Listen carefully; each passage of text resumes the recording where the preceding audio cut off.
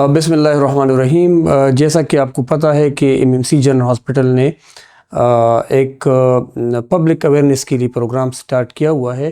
हमारे प्रोग्राम का नाम है health talk with MMC general hospital. आजकल आपको पता है कि डिज़ीज़ बढ़ रहे हैं और उनके लिए अल्हम्दुलिल्लाह KPK में सुपर स्पेशलिटीज़ इंट्रोड्यूस हो रहे हैं। आज हम बात करेंगे पीड्स यूरोलॉजी के हवाले से। जैसे कि आपको पता है कि ऐसे बच्चे जिनकी पेशाब ना आना, पेशाब देर से आना, गुर्दे में पथरी या बाय बर्थ उनको पेशाब की नाली का मसला होता है, तो उसके हवाले से आज हमने अपने स्टूडियो में एमएमसी जनरल हॉस्पिटल में है डॉक्टर फरमान हटक, पीड यूरोलॉजिस्ट है और उनका बड़ा वसी तजुर्बा है इस फील्ड में। तो आज हमने उनको इनवाइट किया है, इस रिलेवेंट इनसे बात करेंगे, गपशप लगाएंगे और कोशिश करेंगे कि मैक्सिमम जितनी भी क्वेश्चन है वो आपको इन्फॉर्मेशन दे सके। तो welcome doctor Farman हटक to MMC general hospital studio. Doctor फरमान साहब, थोड़ा सा अपने बारे में बताएं कि आप कहाँ से बिलोंग करते हैं, कहाँ से अपनी एजुकेशन की है और आप इस स्पेशलिटी का इंतखाब आपने क्यों किया? पहले तो आपका बहुत बहुत शुक्रिया कि मुझे इनवाइट किया। और मैंने MBBS जो है वो गवर्नमेंट मेडिकल कॉलेज से किया है। उसके बाद मैंने FCPS जनरल सर्जरी की ट्रेनिंग अयूब टीचिंग हॉस्पिटल से की थी और यूरोलॉजी की स्पेशलाइजेशन जो है वो मैंने लीडिंग हॉस्पिटल पेशावर से की थी। माशाअल्लाह। और उसके बाद मैंने 2 साल लीडिंग हॉस्पिटल में जॉब की है। फिर मैंने जाके पीड्स यूरोलॉजी में सब स्पेशलिटी में फेलोशिप की है Saint institute of urology and transplant Karachi से। माशाअल्लाह, आपका तो बड़ा वसी तजुर्बा है और बड़े लीडिंग हॉस्पिटल में लाइक LRH और फिर SIUT की आपकी एक्सपीरियंस है। बड़ी इंटरेस्टिंग फील्ड आपने सेलेक्ट की हुई है, तो थोड़ा सा बता दीजिएगा कि हमने तो सुना था जनरल सर्जरी, फिर एडल्ट यूरोलॉजी, अब सुपर स्पेशलिटी पीड्स यूरोलॉजी का इंतखाब आपने किया और आपकी जो स्पेशलाइजेशन है पीड्स यूरोलॉजी। तो सर बताएं कि पीड्स यूरोलॉजी है क्या, इसमें आप कौन से पेशेंट्स देखते हैं, किन कॉम्प्लिकेशन के साथ आपके पास ये पेशेंट आते हैं? पीड्स यूरोलॉजी बेसिकली एक सब स्पेशलिटी है, एक छोटी सी ब्रांच है ये पीड्स सर्जरी की और एडल्ट यूरोलॉजी की। इसका बैकग्राउंड के बारे में मैं थोड़ा सा आपको बताऊं कि way back in 1960s and 1970s 1960 और 1970 में गोरे अंग्रेज़ जो है वो अमेरिका और UK में जमा हुए, जो कि बेसिकली पीडियाट्रिक सर्जन थे और एडल्ट यूरोलॉजिस्ट थे। तो उन लोगों ने एक अलग सी एक ब्रांच बनाई सब स्पेशलिटी, क्योंकि पीड सर्जन पे बर्डन बहुत ज़्यादा था और एडल्ट यूरोलॉजिस्ट पे। तो इन दोनों ने मिल के एक और ब्रांच मुतारिफ़ कराई। उन लोगों ने कहा कि क्यों ना कि हम एक अलग सी ब्रांच मुतारिफ़ कराएं, उनमें डॉक्टर को स्पेशलाइज्ड करें, उनमें डॉक्टरों को ट्रेन करें। पीड सर्जन ने कहा कि किडनी यूरेटर ब्लैडर, जो गुर्दा मसाना और मसानी की नालियाँ हैं, पेशाब की नालियाँ और जो आज़ाए महसूसा है, क्यों ना उनके लिए एक अलग डॉक्टर, एक अलग फील्ड मुतारिफ़ कराई जाए। अच्छा। तो एडल्ट यूरोलॉजी वालों ने भी कहा कि एडल्ट यूरोलॉजी पे हमें पे भी बहुत ज़्यादा बर्डन है, हम भी चाहते हैं कि पीडियाट्रिक एज के लिए यूरोलॉजी में जितनी भी इश्यूज़ हैं, बीमारियां हैं, तो उनके लिए हम एक अलग फील्ड मुतारिफ़ कराएं। तो दोनों ने मिल के अपने जॉइंट कंसेंसस से एक और फील्ड मुतारिफ़ कराई जिसको पीड्स यूरोलॉजी का नाम दिया गया। सही। जिसकी एक ख़ास एज लिमिट है जिसमें जाके मरीज़ जो है वो पीड्स यूरोलॉजी में देखे जाते हैं। तो सर बताएं कि कौन से, जिस तरह आपने एज लिमिट की बात की कि suppose from the birth till कौन से एज तक आपके पास पेशेंट आ सकते हैं अपनी कॉम्प्लिकेशन के साथ? देखिए, एज लिमिट तो पीडियाट्रिक एज ग्रुप जो है वो तो ऑलरेडी डिसाइडेड है WHO की तरफ और यूनिसेफ की तरफ, जो हमारा वर्ल्ड हेल्थ ऑर्गेनाइजेशन है और यूनिसेफ है, जो कि पैदाइश से लेके 19 साल की उम्र तक है। अच्छा। تو ان میں پھر اپنی ڈویژنز ہے کہ ہاں وہ بھی ڈیوائیڈڈ ہے WHO کی طرف سے کہ بچے جب پیدا ہو جائے نیو بورن بیبی جس کو ہم کہتے ہیں نومولود، وہ تقریباً 30 دن تک پہلے ہم اس کو کہتے ہیں، اس کے بعد 1 سال تک انفینٹ جس کو کاؤنٹ کیا جاتا ہے انفینٹ بولتے ہیں، اس کے بعد پھر 3 سال تک پری اسکول، اور 3 سال سے لے کے 12 سال تک اسکول گوئنگ کے ایج میں آتے ہیں بچے، اور اس کے بعد جو ہے 13 سال سے لے کے یا 12 سال سے لے کے 19 سال تک ایڈولسنٹ میں آتے ہیں۔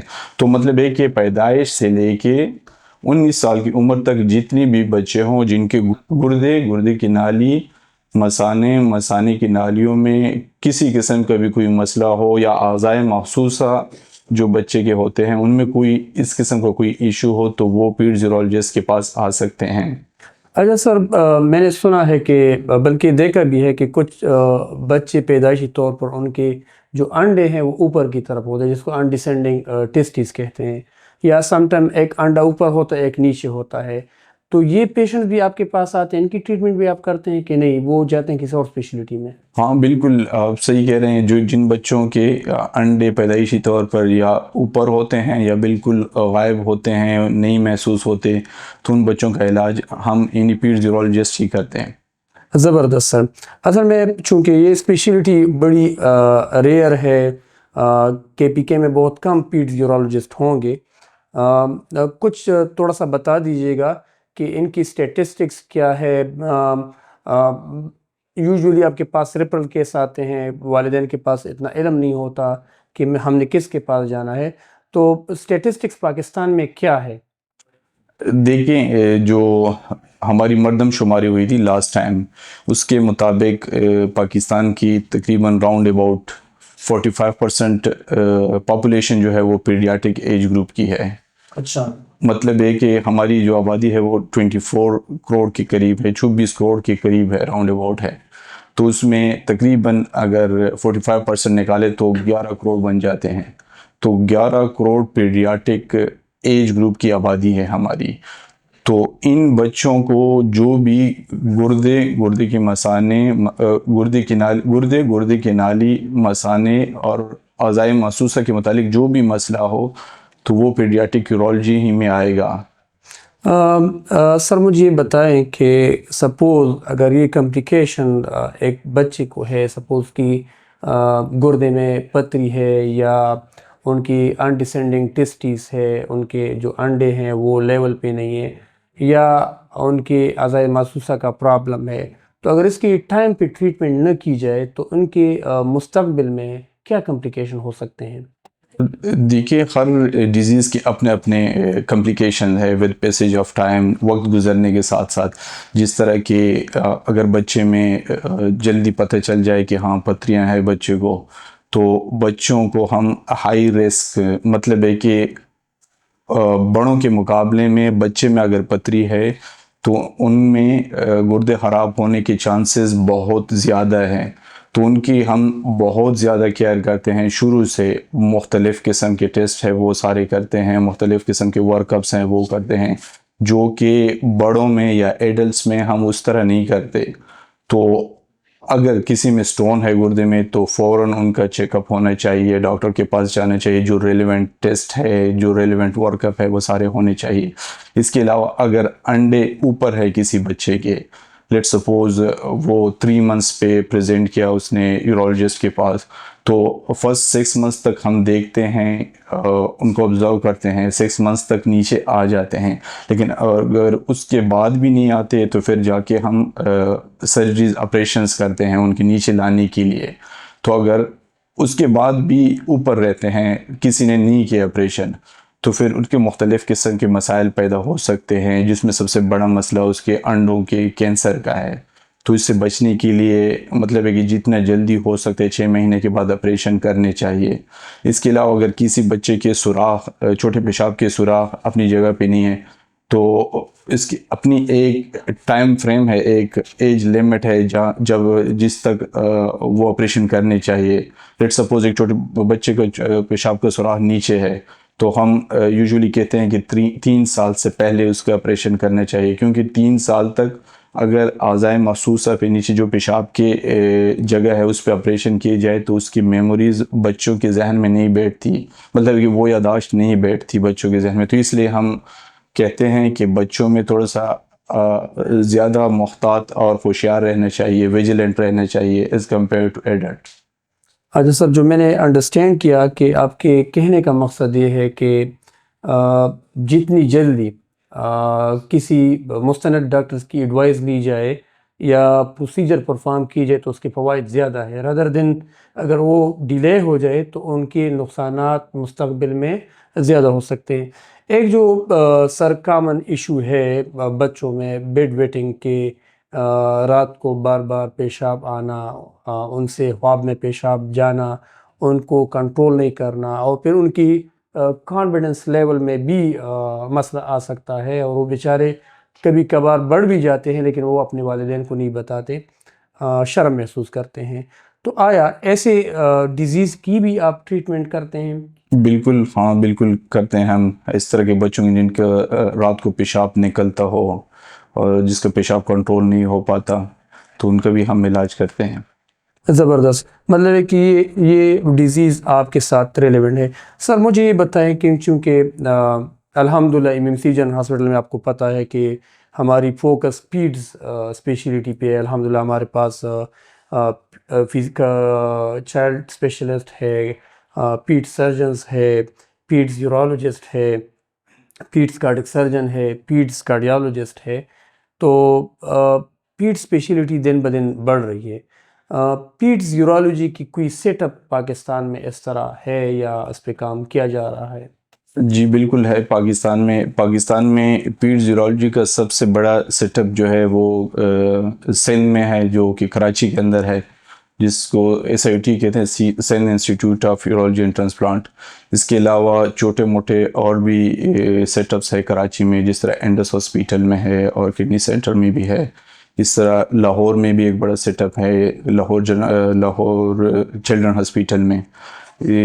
اس کے علاوہ ہمارے صوبے میں کڈنی سینٹر میں بھی ہے، انسٹیٹیوٹ آف کڈنی ڈیزیز میں ایک سیٹ اپ ہے. اس کے علاوہ خیبر ٹیچنگ ہاسپیٹل میں بھی ہے.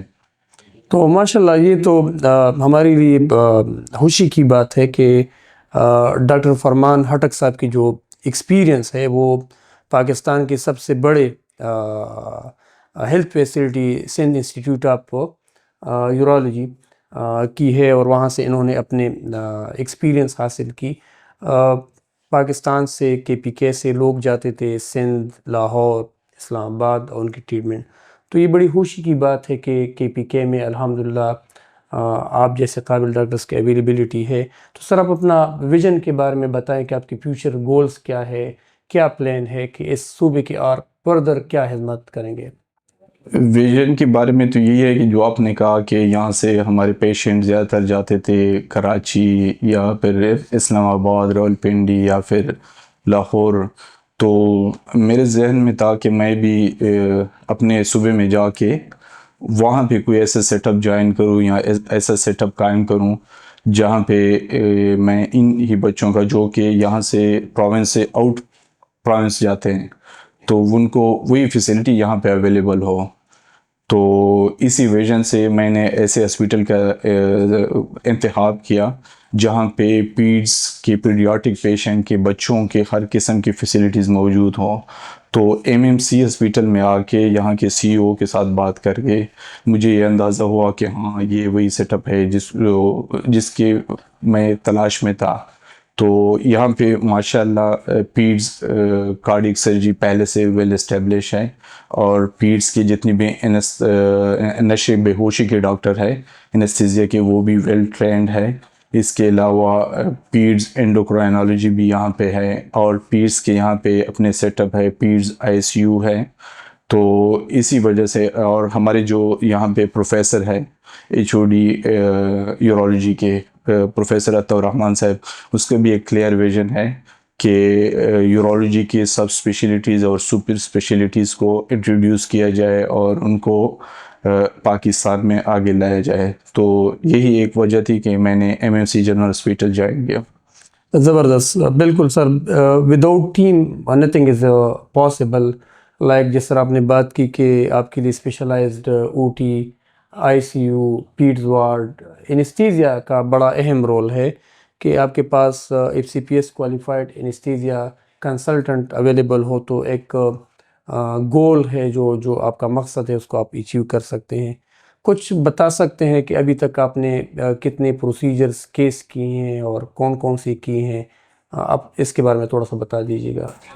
ماشاءاللہ جب سے میں ایس آئی ٹی سے آیا ہوں تو پرائیویٹ پریکٹس میں نے شروع کی یا ایم ایم سی میں جو میں نے کام کرنا شروع کیا ہے تو راؤنڈ اباؤٹ میں نے تقریباً 500 سے اوپر کیسز کیے ہیں تقریباً یہ 6-7 منتھس میں.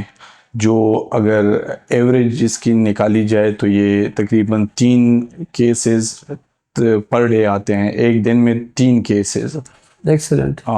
تو اس میں تقریباً ہر قسم کے کیسز شامل ہیں جو میں نے کیے ہیں، اور انشاءاللہ آگے بھی ارادہ ہے کہ میں ایم ایم سی میں اسپیشلی کیونکہ یہاں پہ سیٹ اپ ہے ہر قسم کے کیسز انشاءاللہ کروں گا. جس طرح کہ مثانے کا باہر ہونا یا نئے مثانے کا بنانا یا پیشاب کے نالیوں کا بنانا جس کو یوریتھروپلاسٹی کہتے ہیں، یہ یہاں پہ انشاءاللہ میں کروں گا. چونکہ میں نے پہلے بھی بات کی کہ یہ اسپیشلٹی ایسی ہے کہ موسٹلی پیشنٹس کے والدین کو پتہ نہیں ہوتا کہ میرے بچے کو پرابلم کیا ہے. تو آیا آپ کے پاس ریفرل کیس آتے ہیں یا آپ کچھ بتا سکتے ہیں ہمارے ویورز کو، والدین کو، کہ بچوں کو کیا کمپلیکیشن ہو کہ وہ direct peds urologist M M C general hospital آ سکیں؟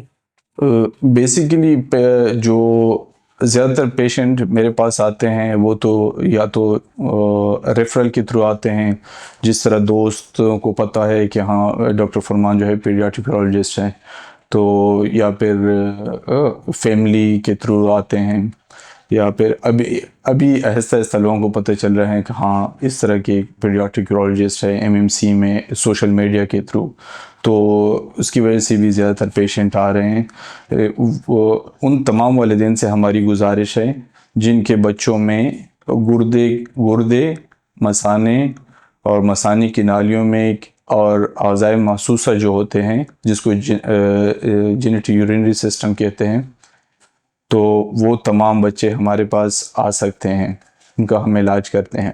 بہترین، زبردست. سر کچھ بتائیں کہ آپ M M C general hospital میں کس ٹائم سے کس ٹائم تک اور کن دنوں میں آپ اویلیبل ہوتے ہیں؟ فی الحال تو میں M M C general hospital میں او پی ڈی کر رہا ہوں جمعے اور ہفتے والے دن صبح 8 بجے سے دن کے 2 یا 3 بجے تک. ٹھیک ہے. اور باقی دنوں میں آپریشن تھیٹر میں ہوتا ہوں یہاں پر. تو آگے میرا ارادہ ہے کہ میں ڈیلی بیسس پہ ایم ایم سی میں او پی ڈی کروں اور ڈیلی بیسس پہ یہاں پہ کیسز بھی کروں انشاءاللہ. Thank you so much doctor فرمان ہٹک. آپ نے بڑا قیمتی ٹائم دیا اور ہمارے جو ویئرس تھے اسپیشلی ان کی جتنی بھی کویسچنس تھے یا جن کی ذہن میں کویریز تھی وہ حل ہو چکے ہوں گے. آپ ڈاکٹر فرمان صاحب کی اپائنمنٹ پرائر ہمارے اسکرین پر جو نمبر ہے اس پہ لے سکتے ہیں، اور انشاءاللہ نیکسٹ ٹائم ہم نئے اسپیشلٹی کے ساتھ پھر حاضر ہوں گے اور ہوپ فلی آپ کی جتنے بھی کویسچن ہوں گے یا جو کویریز ہوں گے اس کے ریلیونٹ انفارمیشن دے سکیں گے. Thank you so much for your time.